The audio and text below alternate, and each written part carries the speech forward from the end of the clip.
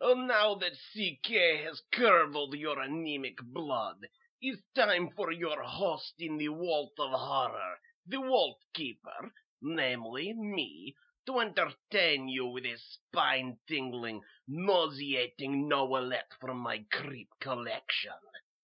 Let's see. Oh, let's not see. Yes, this is a good gory one. It's called Blind Alleys. The home was old and paint-starved and drafty and badly in need of repair. The roof leaked and the windows rattled and were covered with years of dust and grime. The inmates of the home walked grim-faced and silent through cracked plaster halls, or sat in dingy rooms on crawling beds.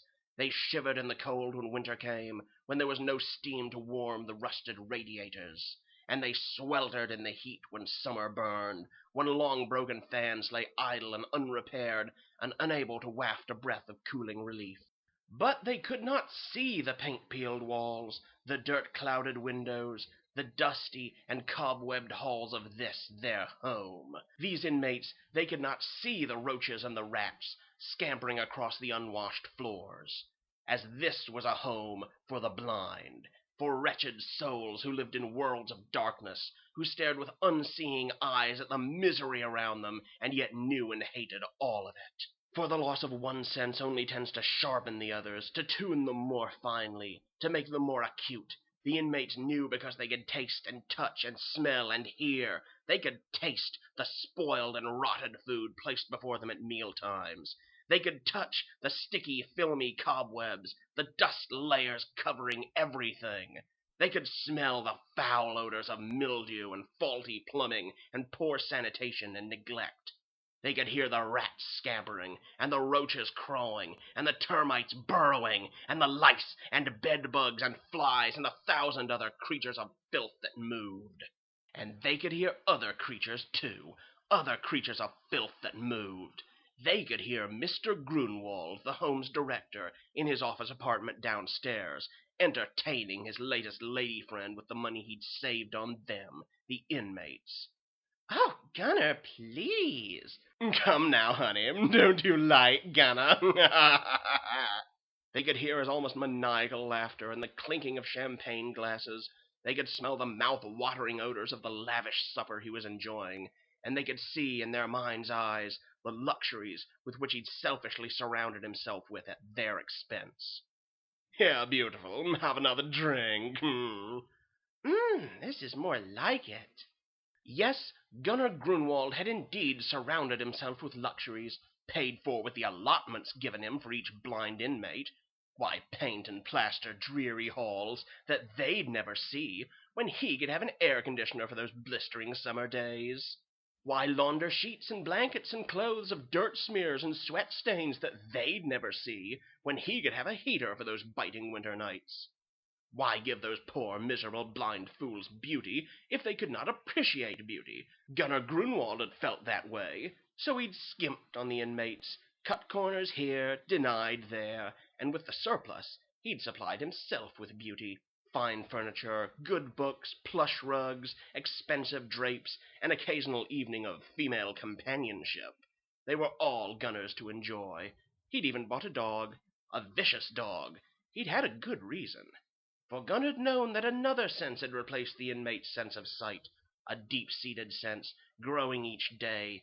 He'd seen it in their web-blind eyes, in their silent, grim faces. He'd seen their growing hate. So he'd bought the dog for protection. And with the dog at his side, Gunnard walked self-confidently before them, knowing that his sight and the dog's strength would keep him from harm. And so he'd been able to continue to enjoy his fiendish little amusements, like tripping helpless, unsuspecting inmates as they'd totter blindly by him. "Oof! Ha!" Or removing something that they'd come to know was there and counted on. "The banister! Where's the bar? Ha ha ha!" Or adding something new. "Oh! Ha ha!" Or being just mean. "Ha ha ha ha ha!" Yes, Gunnard amused himself with his charge's inability to see. He'd been sadistic with his tortures, and he'd grown fat on his denials, and his charges had sat in their world of darkness and waited, listening. "Gunner, please, it's the dog. He makes me nervous. I'm afraid of dogs." "Oh, I'm sorry, baby. Here, boy, here." Listening for their opportunity. "You stay out there till Gunner is through." And tonight, their opportunity came. "Hungry doggy? Nice doggy. Here, doggy, here's some meat." So they lured the dog down into the old musty cellar of the home with some meat scraps they'd saved from their scant meals. "In here, doggy. Come on, boy. Quickly, lock him up!" And then they waited. They waited for Gunner's friend of the evening to leave. "Good night, Gunner, and thanks." "Thank you, my dear." They waited for Gunner to miss his dog. "Brutus, where are you? Brutus, Brutus!" And they struck. Blindly, unseeing, they surrounded their hated enemy. "What is it? What do you want? Go back to your rooms, all of you!" And dragged him to the cellar, too, to another waiting cubicle. "No, no, please! Brutus, help me! Where are you? Brutus!" But Gunner's only answer was the soft whine of the dog in the adjoining cubicle. "Brutus, they've got you, too!" Then they began to work. They dragged out old hammers and rusty nails and long idle saws, and they went through the home and cut and ripped and chopped the lumber they needed. Gunner listened to the hammering echoing through the cellar. He listened to their giggles and chatter, and he wondered, what are they up to? What are they making? And he listened as the night passed and dawn came, and the dog in the cubicle next door grew hungry, and paced and growled and scratched as its stomach gnawed. "Feed Brutus, you fools! He'll get wild if you don't! He'll be dangerous!" "We know, Mr. Grunwald." The day passed and night came again. Gunner's own stomach ached with hunger, and still they hammered and sawed and laughed and talked. "What are you making? What are you going to do?" "You'll see, Mr. Grunwald." The dog in the next cubicle howled all that night, slobbering and snarling and scratching. Gunner shuddered. The dog was a beast now, a hunger-crazed beast, and the hammering went on. "Food! Give me some food, please!" "Do you call what you've been feeding us food, Mr. Grunwald?" Dawn came again, and the second day passed. Next door, the dog was fighting with itself, throwing itself against the cubicle sides and howling madly.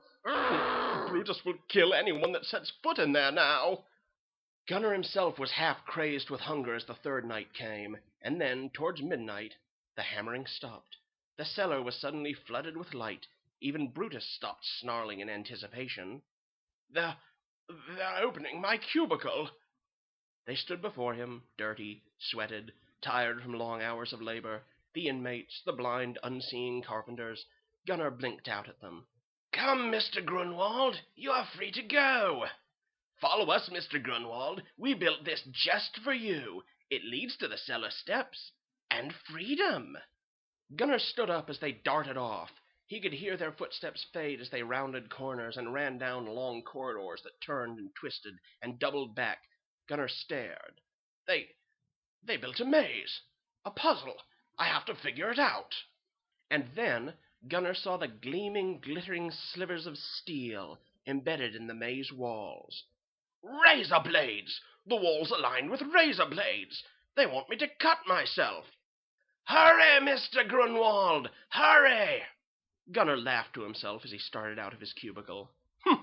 "Fools! If I'm careful, if I take my time, I'll never have to touch the walls. Just walk slowly, yes, like this. Careful, careful." A sound behind Gunner froze his blood.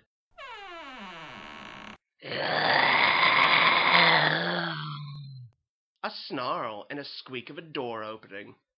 "Brutus! Hunger-crazed Brutus! They freed him too!" Gunner began to run. He had to reach freedom before that starved dog caught him. He ran down the twisting maze corridors, the sound of the loping, snarling dog behind him. "Oh, Lord! Oh, Lord!" He brushed against the razor blade, slashing his flesh. He stumbled and got up, ran on, frightened, wild, down through the twisting, doubling back maze corridors with the razor-lined walls and the slobbering hound close behind. And then some idiot turned out the lights. Oh no, good dog, good dog, good dog, good dog!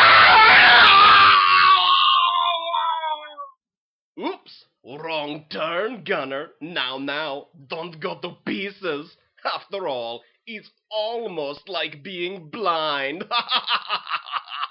Well, kiddies, that's my sickening story for this first issue of CK's new mag.